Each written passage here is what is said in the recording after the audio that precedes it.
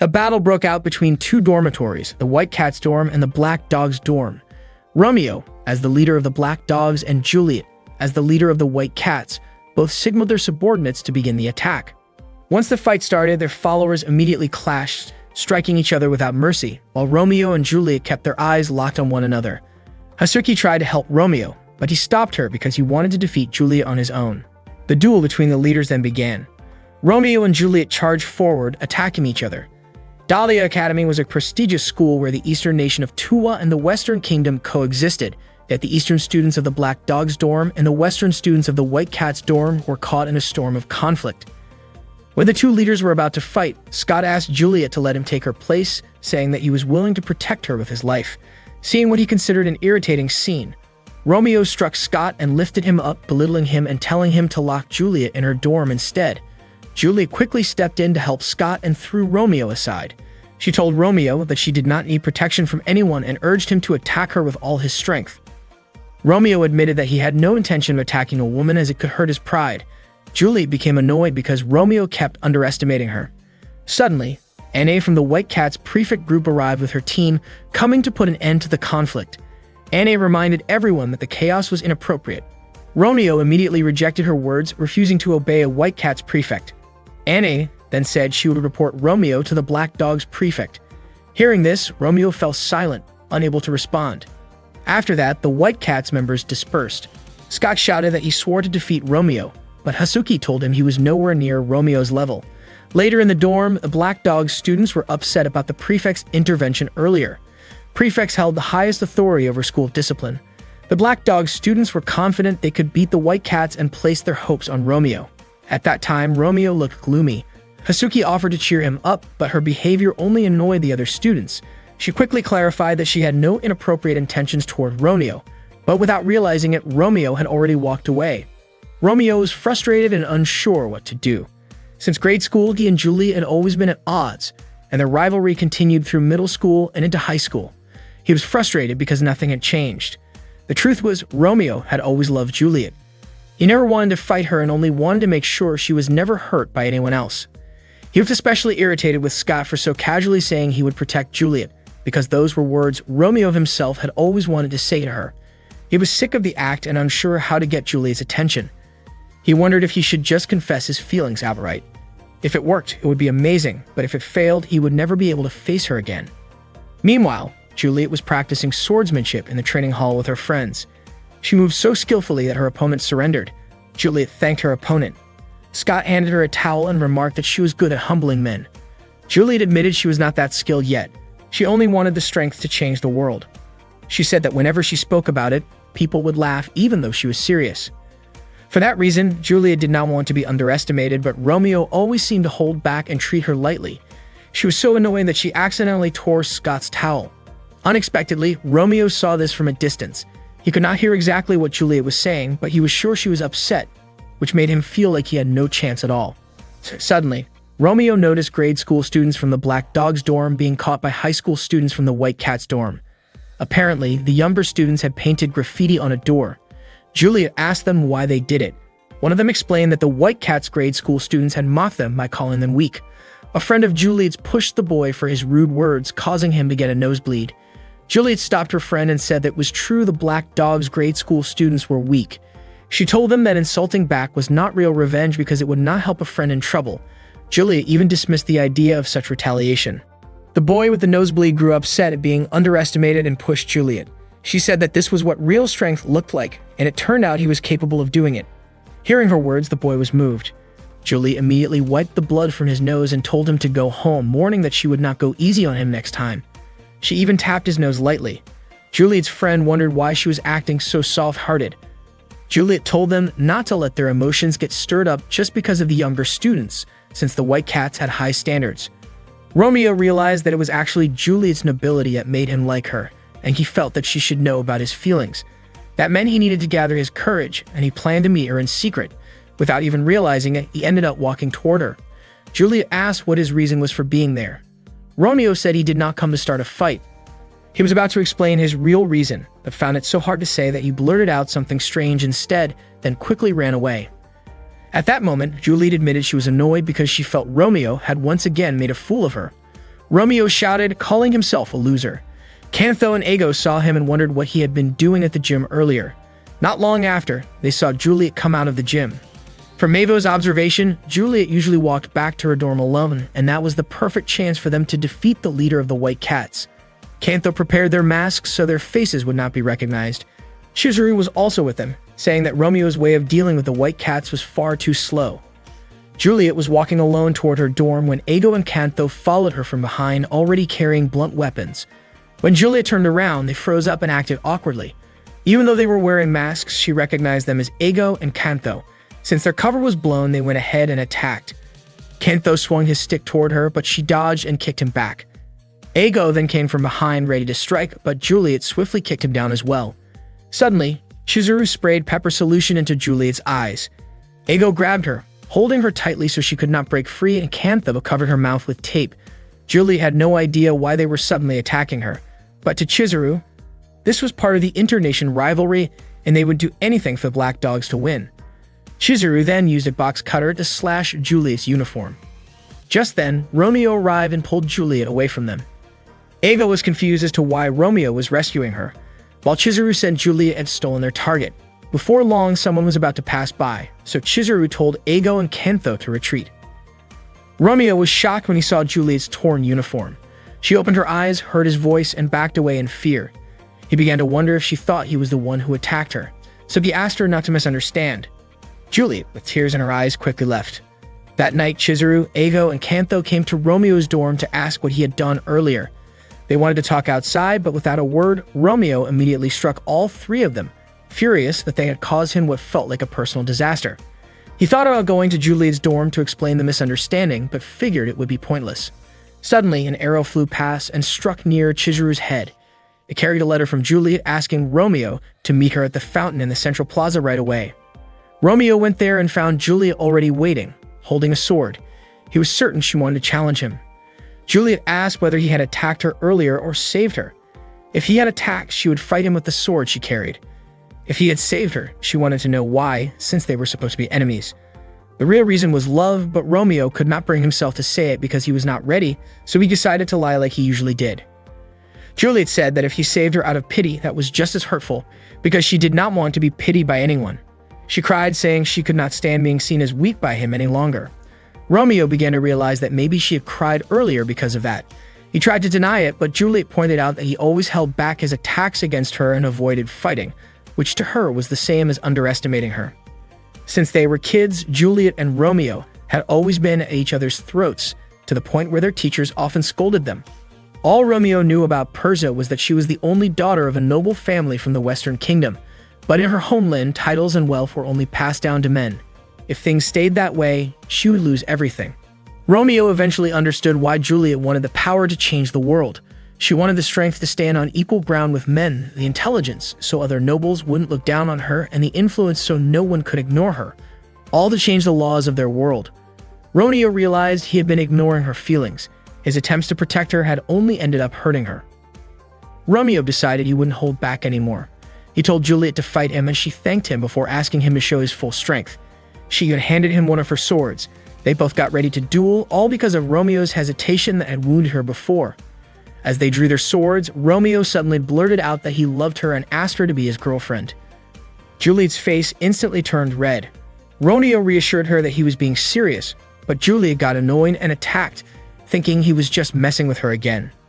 Romeo told her he wasn't joking, and that the reason he'd never fought her seriously was because he loved her. He insisted he had never thought of her as weak, but Juliet just couldn't bring herself to trust him yet and kept attacking. They continued clashing until Romeo finally said everything he had been holding in. He would even change the world if that's what it took to stay by her side. Juliet was taken aback and ended up shoving him into a fountain. Walking over to him, she called him an idiot, saying she didn't understand why he was talking like that. She doubted he could pull it off alone, so she said she'd help him. To Romeo's surprise, Juliet agreed to be his girlfriend, but only if he could prove he could change the world. Romeo could hardly believe what he'd heard and asked her to say it again. Overwhelmed, he started crying tears of joy. Koksha, who happened to be there, was shocked too, since Romeo had always thought Juliet hated him. Juliet admitted she had never said she hated him. When Romeo asked if she loved him, Juliet said she didn't know. She told him to keep their relationship a secret.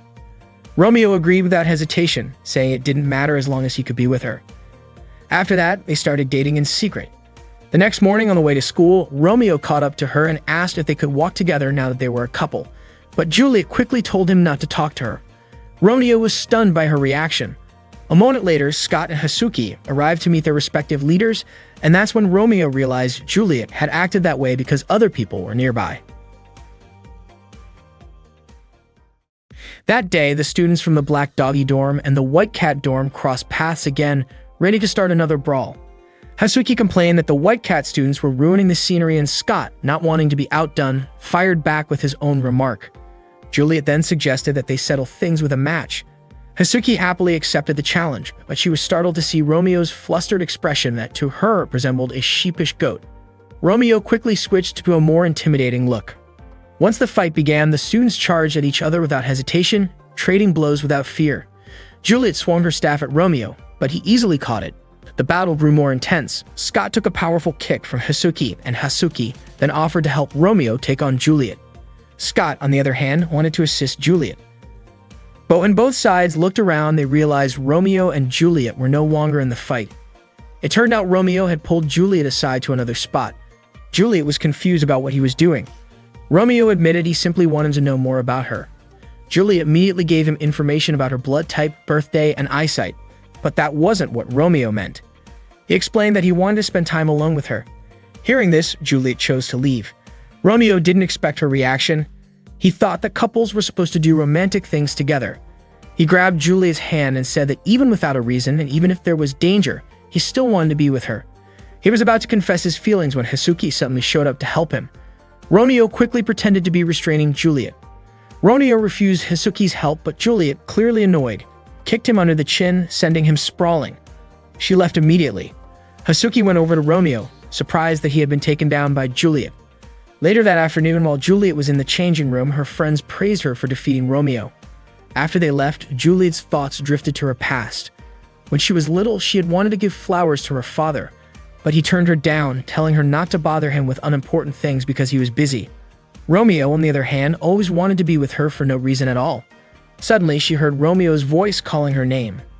Looking around, she spotted him at the window and was startled to see him there. She thought to herself that Romeo was acting like a flirt. Romeo said there was something he wanted to tell her. Juliet cracked the window open slightly, and Romeo quickly apologized for earlier.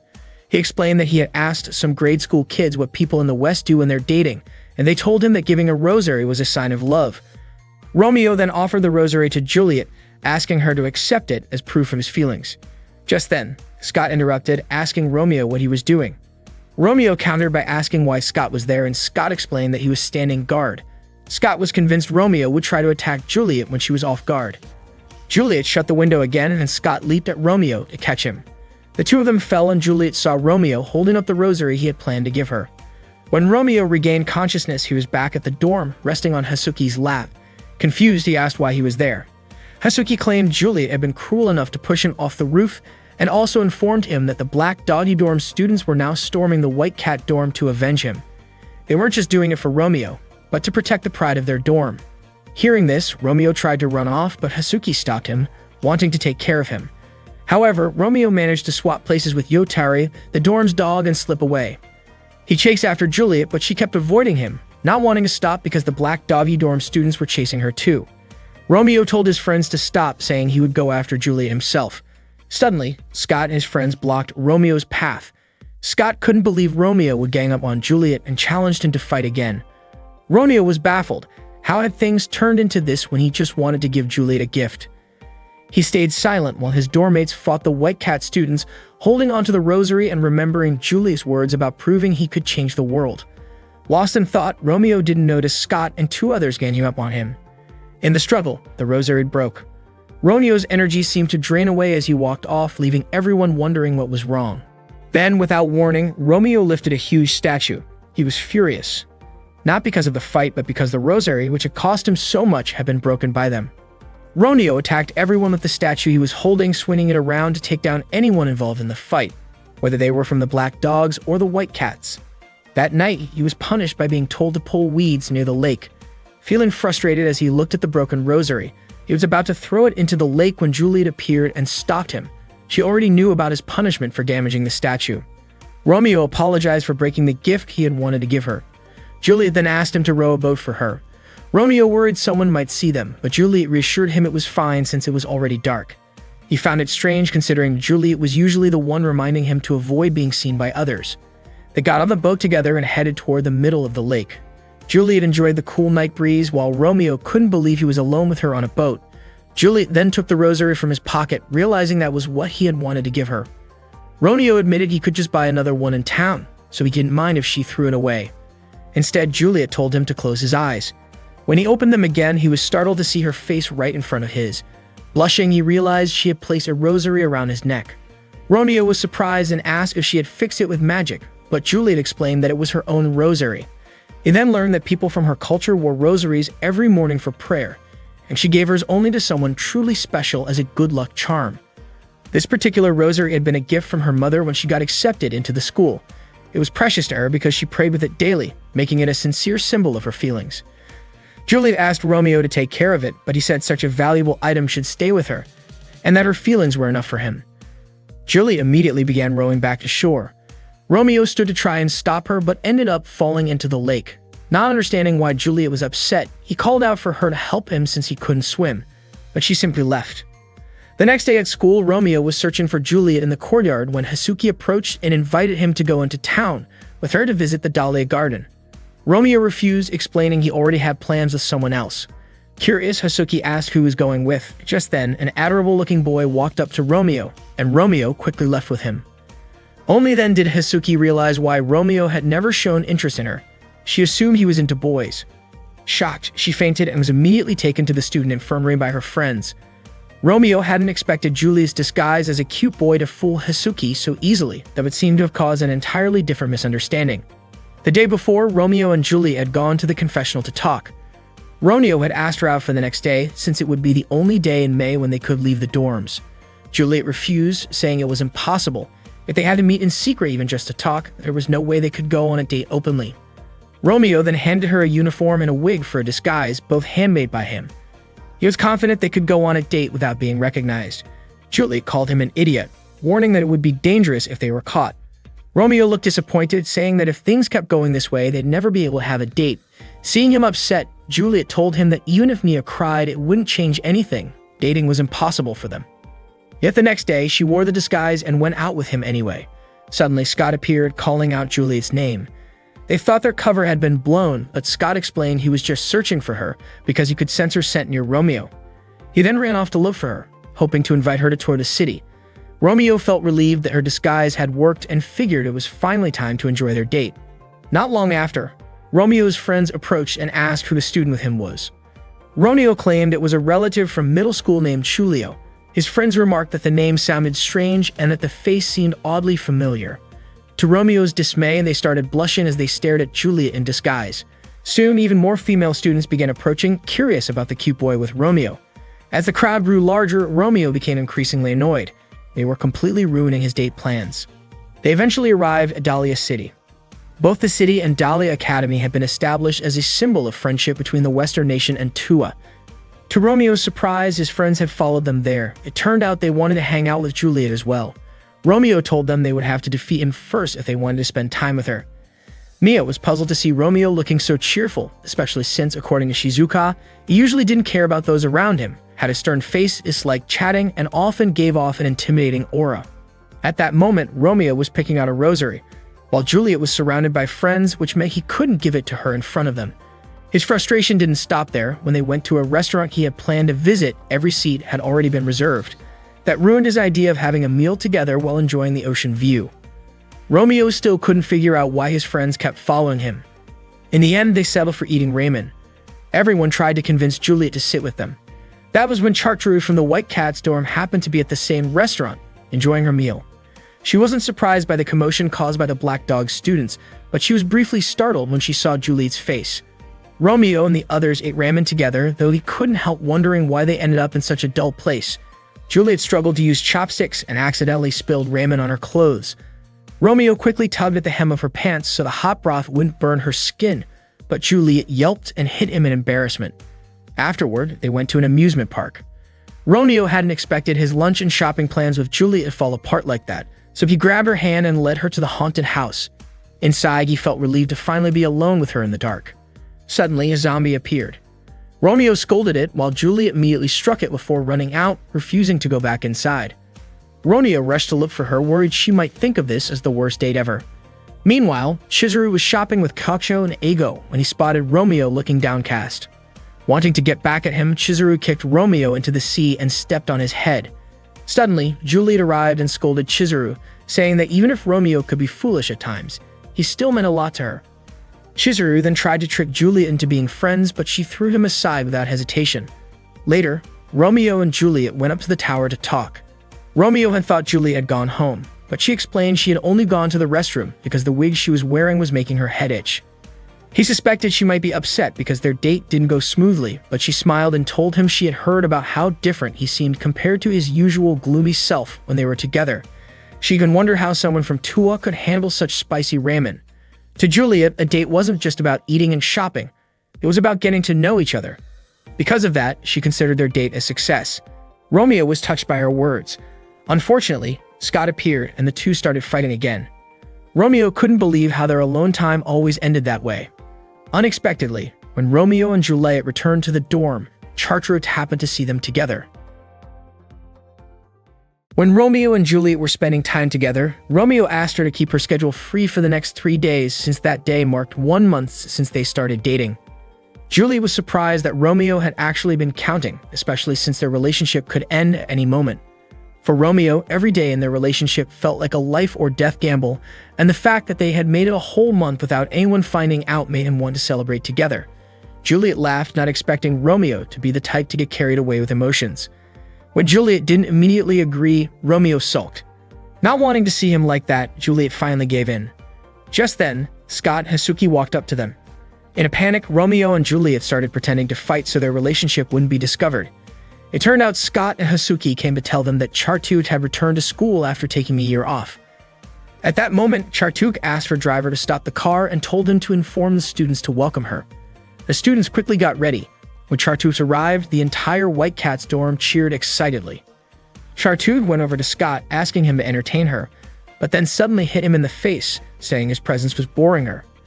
Juliet greeted Chartreux, and Chartreux walked over to her, touching her hair. She seemed curious why none of the Black Dog's dorm students came to greet her even though she had told all students to welcome her. Romeo bluntly said he refused to do so because the Black Dogs weren't her servants. Chartreux claimed she could make him obey her. Hearing that, Romeo stepped forward, ready to confront her, but stopped when Chartreux quietly said she knew he was dating Juliet. Everyone was shocked to see Romeo freeze like that. Chartreux added that she knew about their disguise, but Romeo pretended not to understand what she was talking about. Then Chartreux showed him a photo she had taken of him and Juliet on a date. Romeo slumped to the ground, admitting defeat. Hasuki couldn't believe what she was seeing and even praised Chartreux's cunning. Romeo was stunned that their relationship had been discovered so quickly, and he knew that if things continued like this, they could be forced to break up.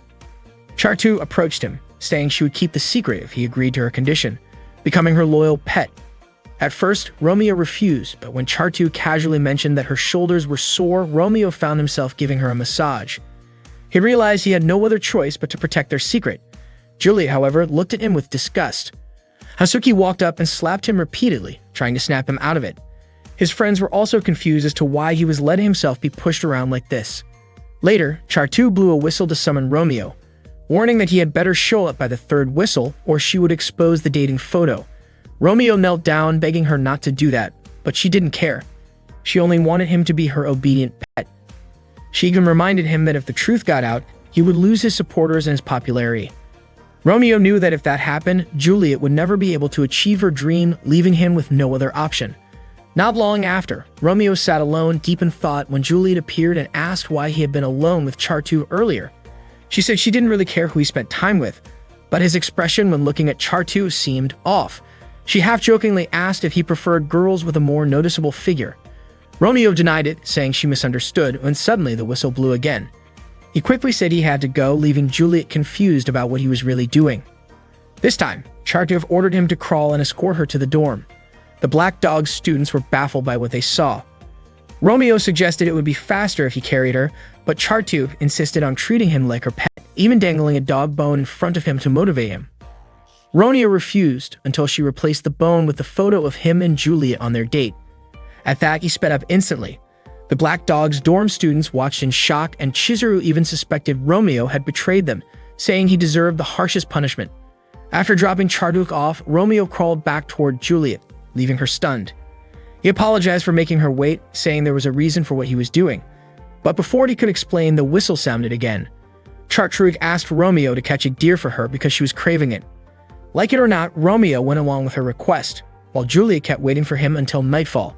When Romeo finally returned to Juliet, he was covered in blood and carrying the deer. Juliet was completely shocked, but Romeo tried to calm her down.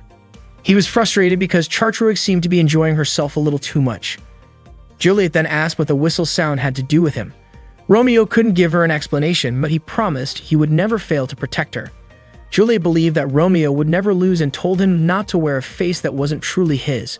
Not long after, the whistle sounded again, and instead of stopping him, Juliet urged him to go quickly, adding that she was looking forward to celebrating their 1-month anniversary. When Romeo met Charduk, he found out she only wanted to see her pet's face. The students in the White Cat's dorm thought the Black Dogs had probably been defeated. Hearing this, Romeo didn't care. What mattered was for him to keep obeying until he could find Charduk's weakness, and he had to figure it out within 3 days before his anniversary with Juliet. Romeo was determined to pay her back for what she had done. However, when he returned to his own dorm, he discovered that his friends had thrown his belongings outside. They'd refused to let a White Cat servant into the Black Dog's dorm. Koka stated that Romeo should have faced severe punishment, but they forgave him because of Hasuki. Hasuki defended Romeo with all her might, convinced he had not betrayed Tuwa, and guessed that maybe Charduk had found some weakness of his. They warned that if Romeo was ever caught betraying them, he would never forgive him. Romeo was truly grateful to Hasuki for standing up for him. 2 days before the anniversary, Charduk continued to treat Romeo like her servant, ordering him to put on her shoes, feed her, and even deal with troublemakers for her. Romeo was extremely annoyed but forced himself to stay calm so he could keep searching for her weakness. Unfortunately, during his observations, he realized Charduk was highly intelligent, physically strong, skilled at charming people, and seemed to have no weaknesses at all. Romeo came to understand that being a princess wasn't just about appearances. He was baffled. Plenty of people were eager to fulfill Charduk's wishes, so why was he the one stuck being her victim? While Romeo was crawling on the ground escorting Charduk to dinner, she suddenly told him to turn around. Romeo didn't understand why, but it turned out Juliet was walking ahead of them. That night, Charduk shared a room with Juliet again, but this time she seemed distant toward her. The day before the celebration, Romeo asked Juliet about Charduk. Juliet was surprised by the question, and Romeo admitted he was just curious. Juliet explained that she and Charduk had been childhood friends who used to spend a lot of time together, but ever since returning, Charduk had been acting cold toward her. Suddenly, Charduk's whistle blew again. Romeo noticed it always happened whenever he was talking to Juliet. Juliet tried to hold him back, but Romeo was sure she must be angry at him. If things kept going this way, their relationship might end, and he couldn't let that happen. He had to settle the matter before their anniversary. The next day, the day of the celebration, early in the morning, the school's information center called Charduk to the principal's office. In reality, it was just a ruse Romeo had set up so he could search her room. He was looking for anything he could use against her, but before he could find anything, Charduk returned. She suspected someone had tricked her to get into her room. Believing the intruder was still hiding somewhere inside, she declared she would have that person expelled from school. Charduk checked under the desk but didn't find anyone. Then she looked under the bed, but there was nothing there either. She opened her wardrobe yet still found no one. At that moment, Charduk started to panic. It turned out that Romeo had discovered something unusual in her room, a hidden space behind her mirror. What was even more surprising was that the entire secret room was filled with photos of Juliet. Romeo suspected that Charduk must have feelings for Juliet. Charduk denied it, and when Romeo tried to take the photos, she stopped him, saying they were her collection. Romeo began teasing her, imagining what Juliet and the other students from the White Cat's dorm would think if they found out that the princess of their kingdom had secretly gathered photos of Juliet. Charduk immediately tried to attack him. Romeo suspected that Charduk wanted to break him and Juliet apart because she was jealous. Frustrated, Charduk pushed him away and admitted that Juliet had always been by her side, always listened to her, and was her most precious and important friend. Charduk was upset that Juliet had chosen to be with Romeo instead, something she couldn't forgive. She pleaded with Romeo not to take Juliet away from her because Juliet meant so much to her. Romeo then realized that Charduk truly liked Juliet. Soon after, they heard Juliet's voice from outside the door, and Romeo discovered that Juliet was actually Chartruk's roommate. Panic set in for Chartruk. Her photos of Juliet were scattered everywhere, and she didn't want Juliet to find out about her feelings. Romeo advised her not to give up and suggested buying some time. When Juliet opened the door, she suspected someone else was in the room, but Chartruk blocked her way. Juliet tried to enter, yet Chartruk kept stopping her and tried to start a conversation at the door. Growing suspicious, Juliet insisted on coming inside, explaining she had an urgent matter. When Juliet finally stepped into the room, all the scattered photos had already been cleared away. She went to fix her hair in front of the mirror. Chartruk assumed Juliet must have an important plan given how tense her face looked. Juliet was confused about why she was being asked that, and Chartruk admitted she felt like Juliet might not come back. Juliet didn't understand her meaning, assuring her that no matter what happened, she would always stay by her side because Chartruk was her friend. Juliet apologized for calling her Char, but Chartruk told her that only Juliet was allowed to call her that. She held Juliet's hand tightly, and for a moment, they both felt like things were just like the old days. Juliet then left, saying she had promised to meet someone else. After Juliet was gone, Chartruk opened the mirror again and found Romeo looking at the photos. She checked to make sure he hadn't stolen any. Chartruk asked why he had helped her when she had treated him so poorly. Romeo explained that if the truth came out, he wouldn't be able to use it against her anymore, and besides, he understood what it was like to be unable to confess feelings to someone you liked. Chartruk told him that as long as he was dating Juliet, Juliet would be in danger, and that was why she couldn't give her blessing. Romeo called her a girl who wasn't cute, to which Chartruk agreed, saying she was the tyrant princess from the West. That night, Romeo met Juliet by the lake and apologized for being late. He was surprised that she wasn't angry, and she explained something good had happened. Romeo told her not to worry about him asking about Chartruk. Juliet had already thought about it and said she could understand if he was curious about questionable things. Romeo quickly denied it, calling it a misunderstanding. He was shocked to see the rosary he had given her was whole again and that she was wearing it. Juliet explained that she had repaired it because she could never throw it away. Romeo was moved to tears, and Juliet worried that someone might see him like that. From a distance, Chartruk had been watching them. She decided to let Romeo be for the night because she owed him a favor for what he had done earlier, but only for that night. Since he was a kid, none of Romeo's classmates wanted to team up with him because they thought he was scary. They didn't even want to get involved with him at all. Romeo even started to believe he didn't need friends in the first place. But unlike everyone else, Hasuki never disliked him. Dahlia High School was about to hold the midterm exams, and Hasuki was getting ready for school, feeling genuinely excited about them. That day, Romeo encouraged his friends to give their best in the exams, telling them to aim for the highest scores and beat the White Cats. Everyone became fired up and determined to face the White Cats head-on. Juliet once again disguised herself as Chulio because Romeo had invited her to come meet him. Chulio found it odd that Romeo wanted her to watch the Black Doggy dorm students study.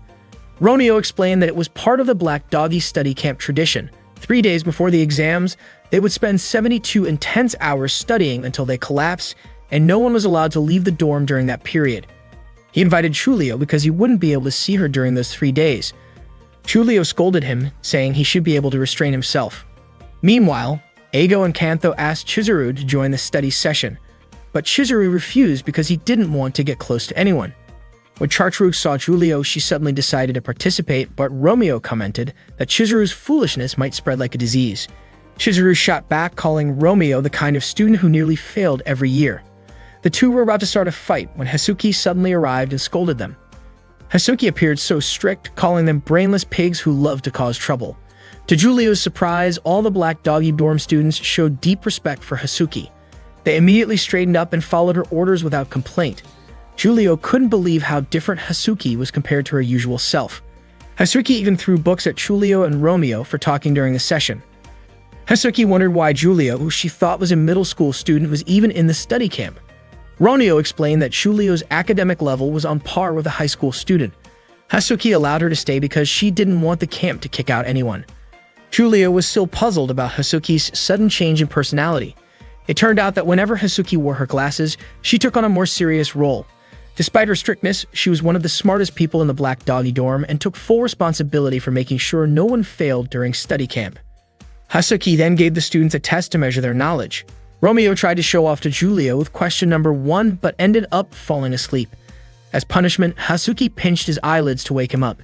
Chizuru treated the test like a challenge to see how well he could cheat. using his phone to look up answers. Giulio immediately called him out, saying that a guy looks cooler when he faces challenges honestly. Hearing that, Kantho encouraged Chizuru to teach Giulio a lesson, but instead Chizuru broke his own phone. Kantho was baffled that Chizuru would actually listen to Giulio.